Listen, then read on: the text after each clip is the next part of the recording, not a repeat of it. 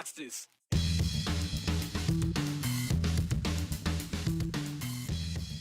Ahead for you on this Tuesday edition of the 208. You probably don't think twice when you put your address down for forms like voter registration or enrolling your kids in public schools. But survivors of domestic violence, they do. And now, the Idaho Secretary of State's office is telling us about a program to help them address that. But I'm glad to be here because it's going to get real weird over here. Jeepers creepers, where'd you get those peepers? Jeepers creepers, where'd you get those eyes? Weird is right. Making and claiming Idaho's largest eyeball is just one of those things that's got to see for yourself, so we got a up-close and personal view. It's fall, which means leaves are falling. How about that writing? And they're falling earlier this year, and it has to do with the weather. We're going to tell you why. Welcome to the 208. I'm Joe Paris. Brian Holmes returns tomorrow. For survivors of domestic violence, there can be that constant fear that someone from their past will track them down to hurt them again. Things like addresses, the location of a survivor, they tend to be public record. And Idahoans are forced to move to a new place to escape things like domestic violence, sexual assault, stalking, malicious harassment, or human trafficking. You do need an address, though, for important things like applying for and receiving child support, getting an Idaho's driver's license, and enrolling your kids in public school. So how can survivors hide their location while still getting to use these valuable public services? Well, the Idaho Secretary of State's office is familiarizing us with the solution. Domestic violence is a serious problem in Idaho. As of September 2023, there have been 9 intimate partner-related fatalities in Idaho. In 2022, law enforcement agencies in Idaho received reports of almost 6,000 incidents of intimate partner violence. When survivors relocate, there can be a fear that someone will track them down through something like public records. The address confidentiality program is a way to protect addresses for those that are escaping domestic violence, sexual assault, malicious harassment, stalking, and human trafficking. Nicole Fitzgerald is Chief Deputy Secretary of State. They work hard to protect survivors through the address confidentiality program. So when these individuals are signing up for state and local government services, there's some concern with their address being available to their abuser through public records requests. This is a crucial component for them to be able to keep themselves safe away from their abuser so that they can't be tracked down. So it gives them that peace of mind, and it also allows them to have their first-class mail delivered to them. The Secretary of State's office handles a lot of personal information through things like elections. Secretary of State also handles many other areas as well. It's not just through the voting process. Obviously, people associate our office with elections, but it's really just trying to help people who are in difficult situations, who have to walk around with fear every day, just trying to provide them one more tool in terms of protecting themselves. So in examples like that, we protect people's voter information when they sign up for this program, but we also assist in other ways in terms of just providing one extra layer of protection in terms of making sure they don't worry that whoever their abuser was in the past will be able to track them down.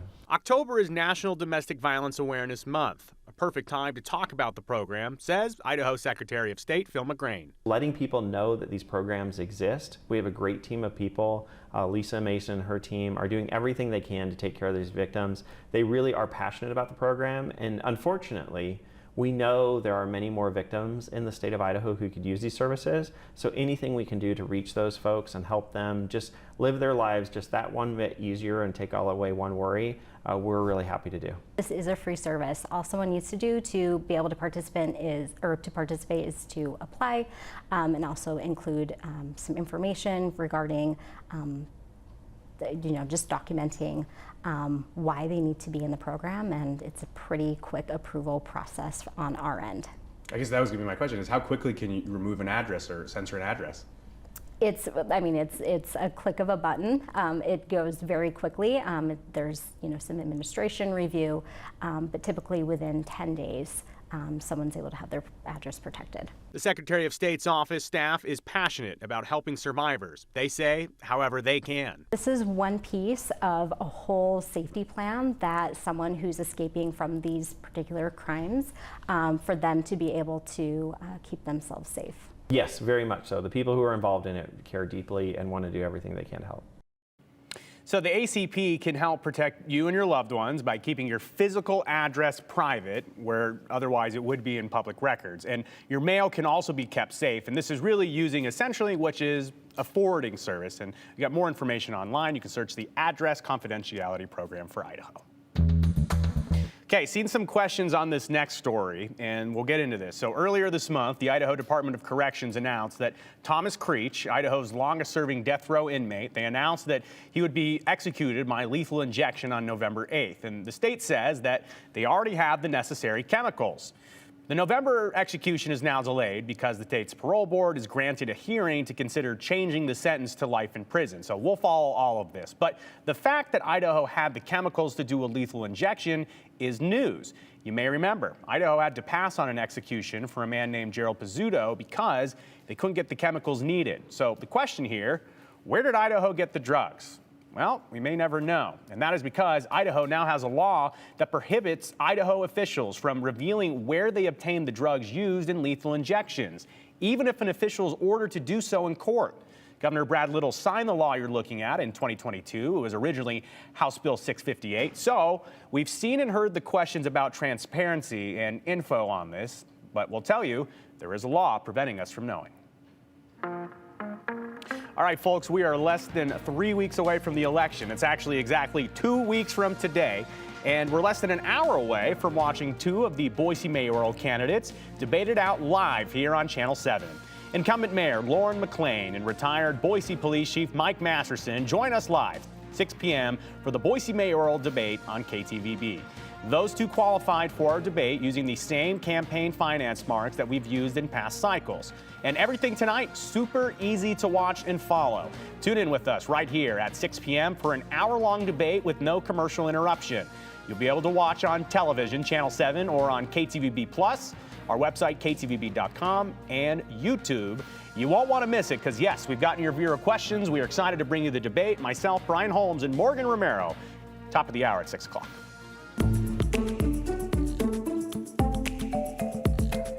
It's only Tuesday. Can you believe it? It seems like it should be the end of the week. But there's a lot going around the 208. A lot, like the Meta lawsuit, milk, and mounted unit. Here's Morgan Romero with the 411. The Idaho Department of Correction is still looking for one of two inmates who walked away from the South Boise Women's Correctional Center on Sunday. IDOC says 26-year-old Alita Jakinde and 22-year-old Elaine Martin were last seen at the prison around 7 o'clock Sunday evening. Jakinde is now back in custody, but Martin is still missing.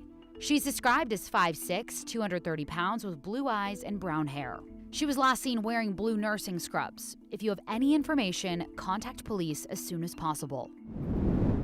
Brian Koberger, the man accused of murdering 4 University of Idaho students last November, will be back in court on Thursday for 2 hearings.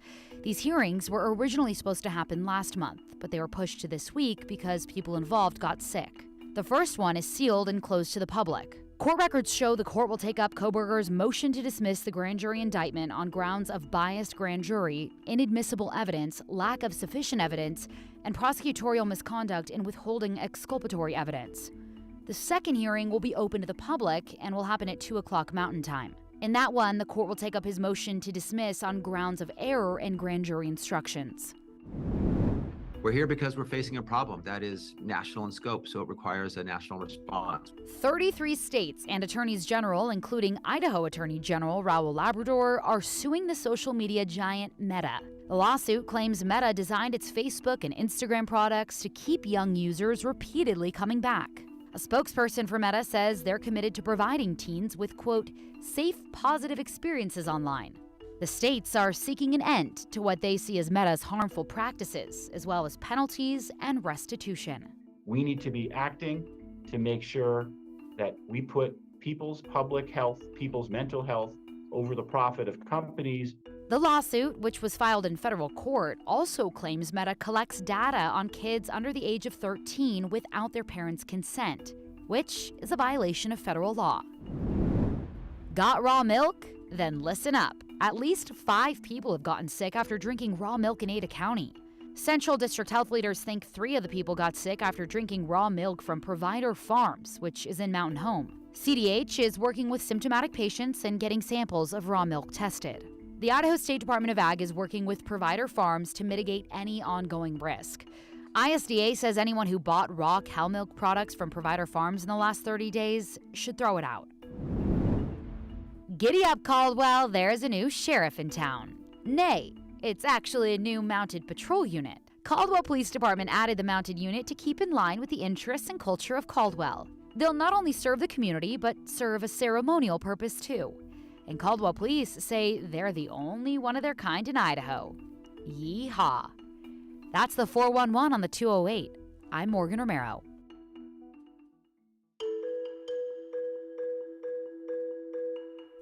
We've got something you have to see, but look out, it can see you too. It's Idaho's largest eyeball, or at least that's what this local tattoo and piercing shop is telling us. Well, we're going to introduce you to them after the break, and the eyeball, yes, that too.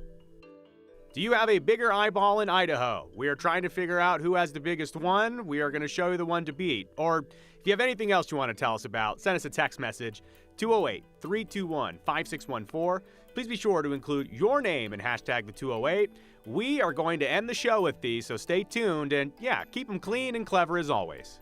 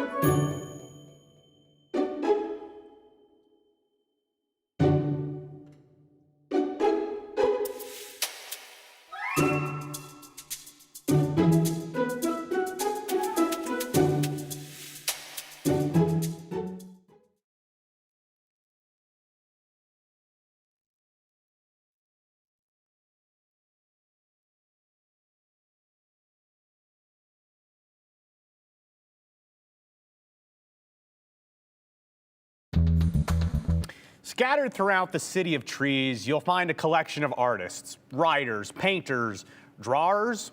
I don't know if that's a word, but definitely sculptors. They all fit the scene somehow. But one Overland tattoo shop specifically has started to draw a lot of eyeballs this week, and not for what they're doing inside the shop. You don't even have to be a customer to notice what they're doing. Born Weird Tattoo and Piercing is an equal opportunity entertainer. That is, if you're traveling through West Overland. Here's Andrew Bartline. It's a business, technically, but mostly a home for art, personally. Born Weird Tattoo. Taken to the letter. And hopefully this just becomes, by owner, Kendall Vader. A haven for everything weird, Everything? It's very eye-catching. Everything. No pun intended. We'll look past that one. I've been making sculptures for quite a few years. I maxed out every credit card to fully make this place like the way it should be, Just the way it says. Weird. My end game has always been to have like a roadside attraction, because Boise is becoming a chain. Everything is a corporate-owned business. We're really trying to make this section of the bench a little more exciting. A bit more visual, a lot more far-sighted. I plan on it being there for multiple generations. And so now if it's anchored down, we know that this thing is not going anywhere, which then prompts the question, it's gotta be looking somewhere. Following the line of sight to where looks matter most.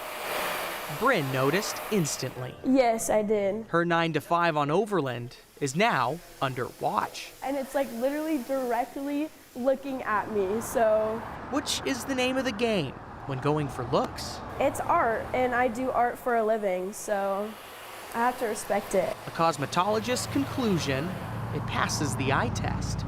After a cosmetic conversion, of course. My dad contacted me and said, hey, do you need this big ocean buoy? And I was like, absolutely. I knew right away I was going to make a giant eyeball. It's all solid steel.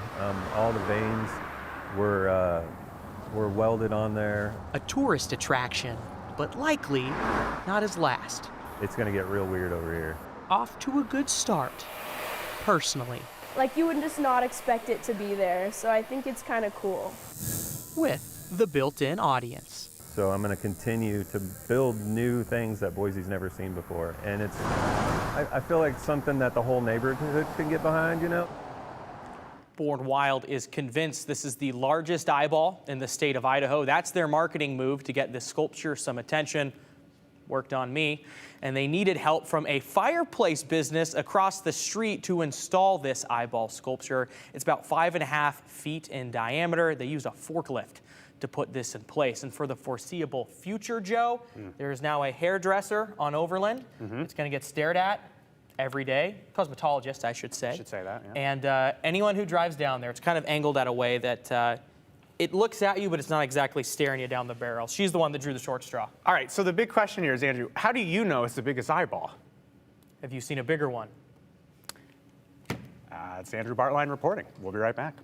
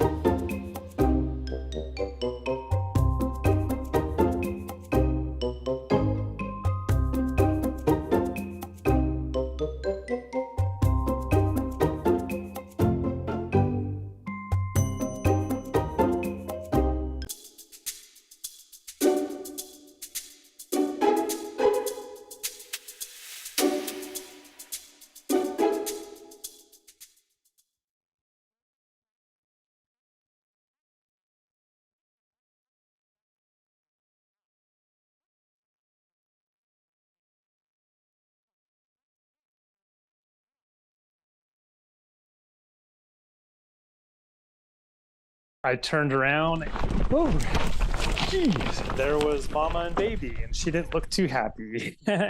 She was literally making the decision whether to go around me or through me. Have you ever seen a mountain goat in Idaho? I haven't, because Garden City trail runner Garrick Aarons did this past weekend. What a great video. He was visiting Stanley to sneak in one final run before the snow hits when a mama and baby goat came running within inches of him. He posted this video on our Idaho Weather Watchers Facebook. Please join it. It's fantastic. He posted on the page, though, I literally could have put my hand out and petted her on the way by. She was so close. All I tried to do is get extra skinny and try to lean up against some rocks to give her space. And once I did that, then she made her decision and took off. It's a good move, but Aarons isn't new to Idaho animal encounters. He's a vet, and he said that he has seen other mountain goats, lots of bears, and even wolverine tracks. Still, it's always exciting to stumble upon some furry friends.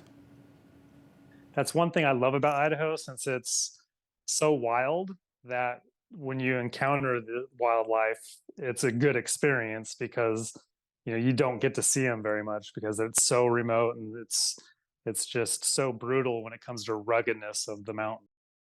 So go out and explore. Maybe you'll see a mama mountain goat and her baby, or maybe a wolverine. But if you do see wildlife, back away. That was a good move. Don't try to pet anything. Okay, I wish we could back away from this weather forecast, but here is what's going to happen. First of all, we are looking for more rain that's going to be coming our way, but that's a good thing. Okay, let's start with a good thing.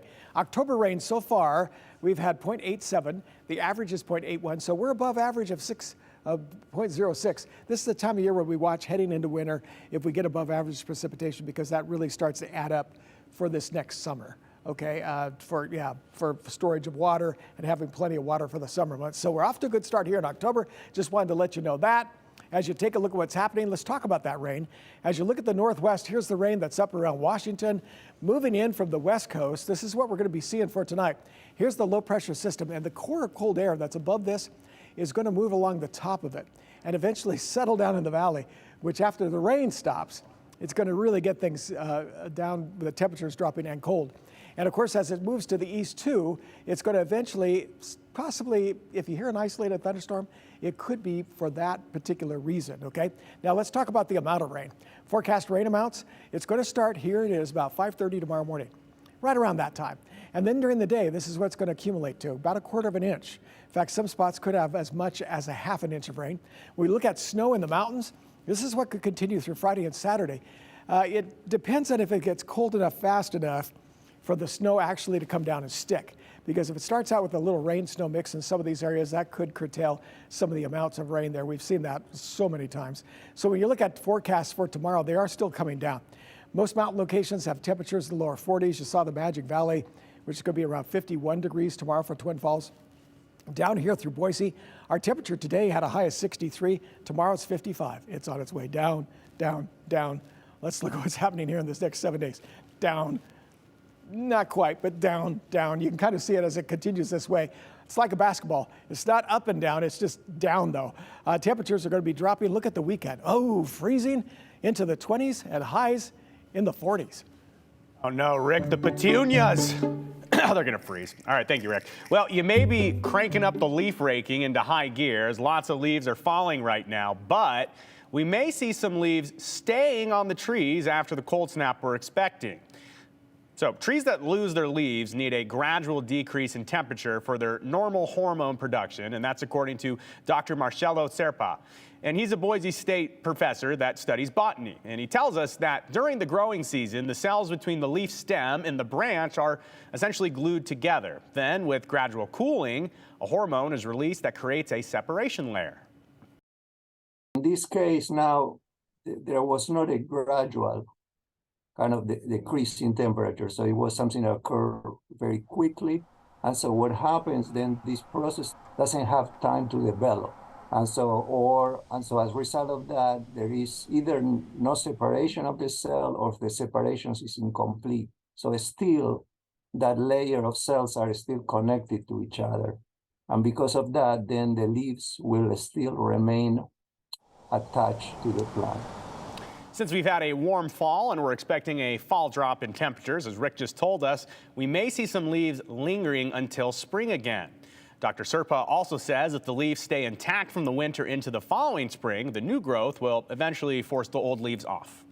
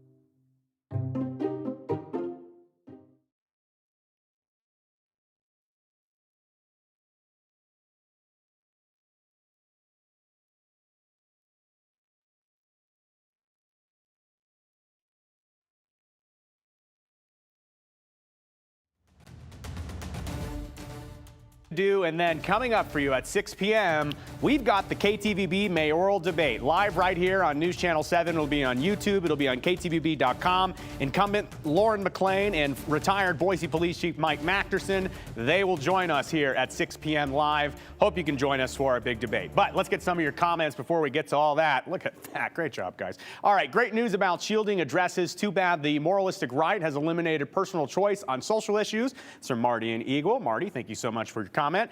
This person says, fully support the address confidentiality program for violence survivors, but fully believe all of our addresses should be private. Why not? Thank you, Lynn and Meridian. And what else we got? Okay, tie, Joe, tie. Diane is correct. I wore the tie. I have to wear the tie next on the debate. So, my bad. I won't wear a tie next time I'm on the 208. How's that? All right, we'll see you at 6 p.m. for the debate. It's going to be a good one. Until then, have a good one.